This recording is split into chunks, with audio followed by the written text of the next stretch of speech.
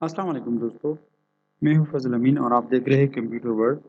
MS world में आज हमारा लेक्चर व्यू टिप से मुतल्लिक है। तो चलो व्यू टिप पे क्लिक कर लेते हैं। हमने पहले से एक डॉक्यूमेंट ओपन की हुई है। व्यू का मतलब है नज़ारा करना, देखना। व्यू टिप पे जब हम क्लिक करेंगे तो लेफ्ट साइड पे ये मुख्तलिफ व्यूज़ आ रही है। मतलब आप एक डॉक्यूमेंट का नज़ारा किस तरह कर सकते हैं, कितने व्यूज़ आप उसके ले सकते हैं।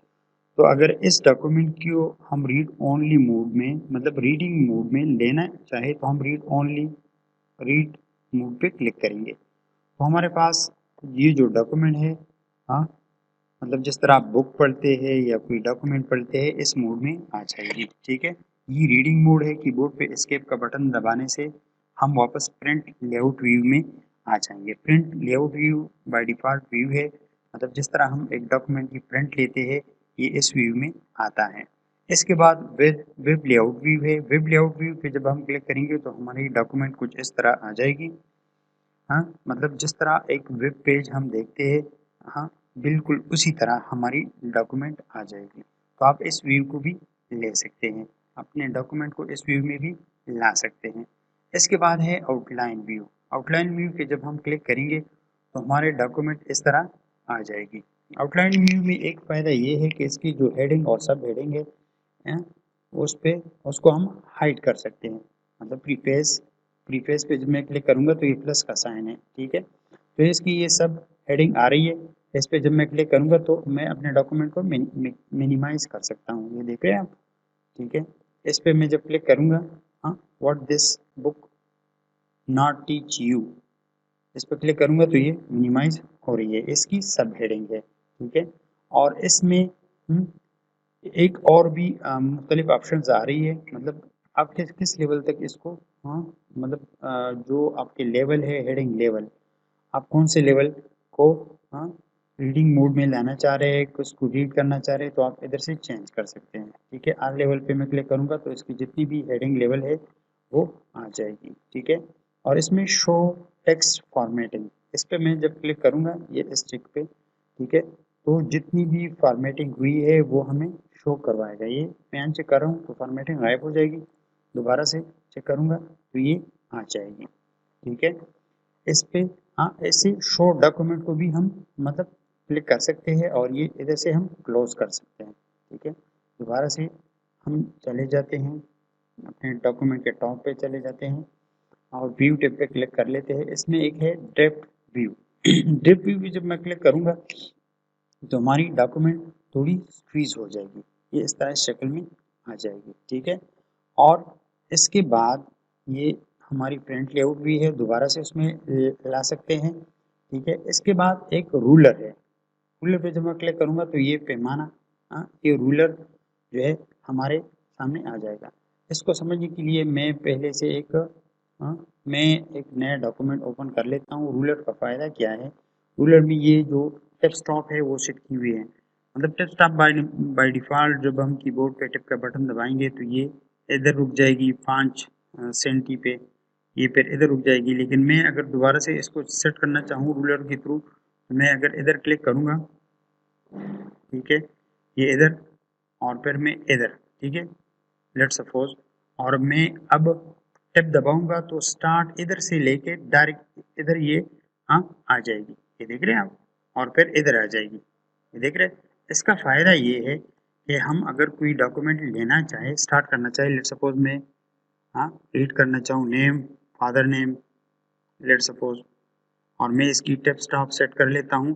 तो एंटर दबाने के बाद मैं टिप दबाऊंगा तो डायरेक्टली उधर पहुंच जाएगी। लेट्स सपोज हो गया अमीन, के फादर नेम है उस्मान, फिर मैं एंटर दबाऊंगा कीबोर्ड पे, फिर टिप दबाऊंगा तो डायरेक्टली उधर पहुंच जाएगी। लेट्स सपोज अली है, इसके वालिद का नाम लुकमान है। तो रूलर का फ़ायदा ये होता है। ठीक है, इसके बाद नेविगेशन, इसके बाद ग्रिड लाइंस है। तो ग्रिड लाइंस, हाँ, पे जब हम क्लिक करेंगे तो हमारे डॉक्यूमेंट में इस तरह के ग्रिड्स आ जाएंगे। इस ग्रिड का भी अपना फ़ायदा है, आप डिफरेंट पर्पज़ के लिए इसको यूज़ कर सकते हैं। लेकिन मेरे ख्याल से जब मैं अगर इसको यूज़ करना चाहूँ तो ये डिज़ाइनिंग के लिए हम यूज़ कर सकते हैं। लेट्स सपोज इंसर्ट पे मैं क्लिक कर लेता हूँ और कोई शेप इंसर्ट कर लेता हूँ। लेट्स सपोज मैं ये इंसर्ट कर लेता हूँ। ठीक है, इस तरह, और फिर इसके साथ में कोई और शेप इंसर्ट कर लेता हूँ। लेट्स सपोज मैं ये इंसर्ट कर लेता हूँ, ठीक है।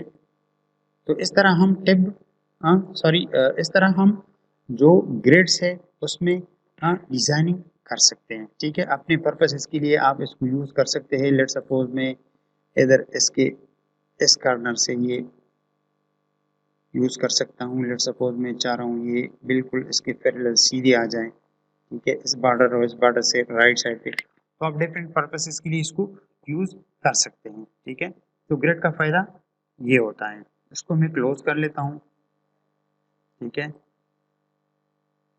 और वापस ग्रिड को बंद कर लेते हैं हम, ठीक है। इसके बाद है नेविगेशन पैनल। हाँ, बुलेट के बाद नेविगेशन पैनल है। नेविगेशन पैनल का मतलब ये है कि लेफ्ट साइड पे इधर हमारे पास एक पैनल नमूदार होगा, ठीक है, और इसमें इस डॉक्यूमेंट को हम मुख्तलिफ मतलब गो थ्रू कर सकते हैं। लेट्स सपोज आपके पास एक बुक है ये, जिसकी हेडिंग सब हेडिंग आपने क्लिक की हुई है, तो ये नेविगेशन पैनल आ जाएगा। इसमें हेडिंग पे जब जिस जिस हेडिंग पे हम क्लिक करेंगे हमें उधर पहुंचा देगा। लेट्स सपोज ये है, इधर हमें पहुंचा दिया। मैं नीचे आ रहा हूँ, how much time will we need for this book, इस पर क्लिक करूंगा तो डायरेक्ट ये मुझे उस टॉपिक पे पहुंचा देगा, ठीक है। इसके बाद हेडिंग चैप्टर 5 में अगर मैं वो जाना चाहूँ तो भी आप जा सकते हैं, ठीक है। तो इजीली आप अपने जो कंसर्न टॉपिक है उस तक आपको रसाई ये दे सकता है, ठीक है। इसके बाद पेजेस है। अब पेजेस पे क्लिक करेंगे तो इस बुक में जितनी भी पेजेस है आपको इसका एक इस नेविगेशन पैनल में वो नमूदार हो जाएंगे, और आप किसी भी पेज पे क्लिक करके डायरेक्टली उसको हाँ उसके ऊपर ये पहुंचा देगा, ठीक है। तो नेविगेशन पैनल का ये फायदा है। इसके बाद है जूम इन। जूम का मतलब है आप अपने इस पेज को कितना बढ़ा सकते हैं या कम कर सकते हैं, किस व्यू में कितना जूमिंग आपको चाहिए। लेट सपोज इसको मैं 200 पे क्लिक करना चाहूँ तो ये इतना बढ़ जाएगा। दोबारा से मैं 100% पे लाना चाहूँ तो ये 100% पे क्लिक करूंगा। लेट सपोज मैं होल पेज पे क्लिक करूंगा तो इस पे क्लिक करने के बाद ये इस तरह आ जाएगी। जूम की मदद से आप अपने पेज को कम या ज्यादा कर सकते हैं, ठीक है।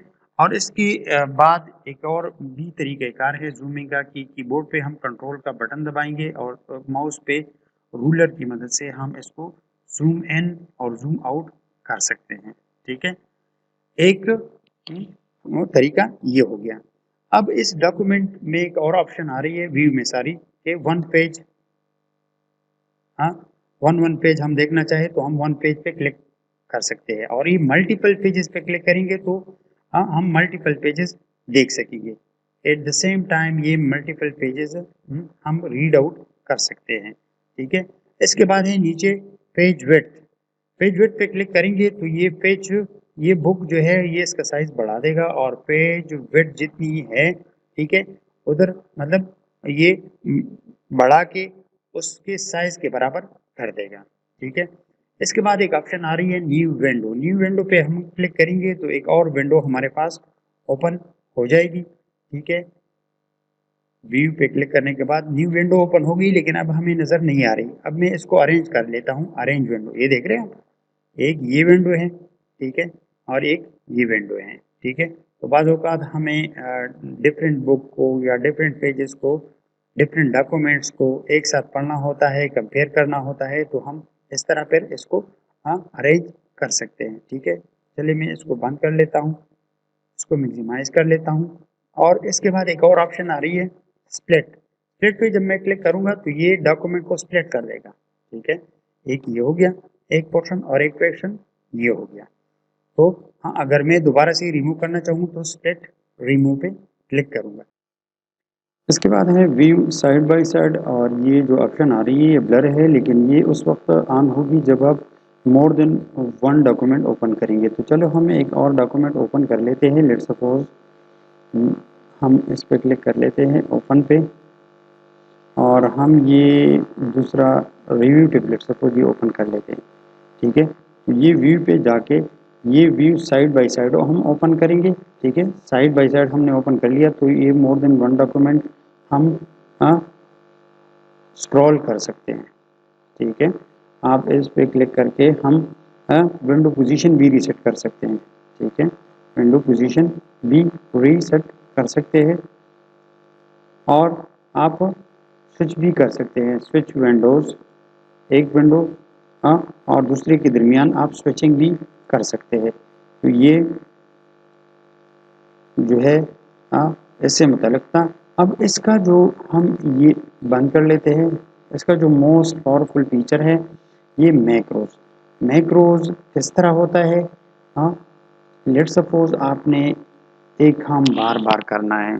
ठीक है, आपका किसी कंपनी में काम कर रहे हैं, किसी और इदारे में काम कर रहे हैं और आपको एक काम बार बार जो है वो करना पड़ रहा है, तो मैक्रो आपको उस काम को मिनिमाइज करने में, मतलब जस्ट आप वन क्लिक करेंगे, एक बार वो काम करेंगे, फिर एक क्लिक के थ्रू जो है कीबोर्ड में एक क्लिक के थ्रू बटन दबाएंगे और वो काम आहिस्ता मतलब इजीली हो जाएगा। तो व्यू पे क्लिक कर लेते हैं, हमने एक नया डॉक्यूमेंट ओपन कर लिया, मैक्रो पे क्लिक कर लेते हैं और रिकॉर्ड मैक्रो पे क्लिक करेंगे हम। ठीक है, मैक्रो को लेट सपोज हम नाम दे देते हैं, लेट सपोज हम डीएमसी जो है हमें क्रिएट करनी है और फिर डीएमसी लिखने के बाद हम कीबोर्ड पे क्लिक करेंगे, कीबोर्ड पे क्लिक करेंगे। ठीक है, कीबोर्ड पे क्लिक करने के बाद हम इसको एक की देंगे, कंट्रोल डी लेट सपोज मैं दे देता हूँ, ये आपको देख रहा है कंट्रोल डी, मैंने इसको नाम दे दिया और फिर मैं इसको असाइन कर दिया। तो ये करंट की कंट्रोल डी असाइन हो गया उस डीएमसी के लिए। अभी मैं मैक्रो रिकॉर्ड कर रहा हूँ। लेट सपोज मैं इंसर्ट टेबल पे क्लिक करता हूँ और टेबल में एक इंसर्ट कर लेता हूँ, नेम ये मैं ले लेता हूँ ए शार्ट। ठीक है, और ये मैंने टेबल इंसर्ट कर लिया। लेट सपोज इधर मैं लिख लेता हूँ सीरियल नंबर,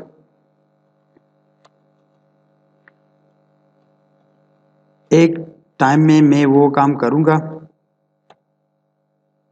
नेम हो गया, फादर नेम हो गया, डीएमसी में आपको ये रिक्वायर्ड होगा, क्लास हो गया लेट सपोज। ठीक है, और ऑब्टेन मार्क्स हो गया, ओबीटी मार्क्स, और टोटल मार्क्स हो गया, और पोजीशन हो गया। लेट सपोज ये मैंने कर लिया। ठीक है, अभी मैं जाके व्यू में जाके इसको क्लोज कर लेता हूँ। ठीक है, स्टॉप मैक्रो, उस पर क्लिक कर लेता हूँ, ये मैं क्लोज कर देता हूँ। ठीक है, ये मैं क्लोज कर लेता हूँ।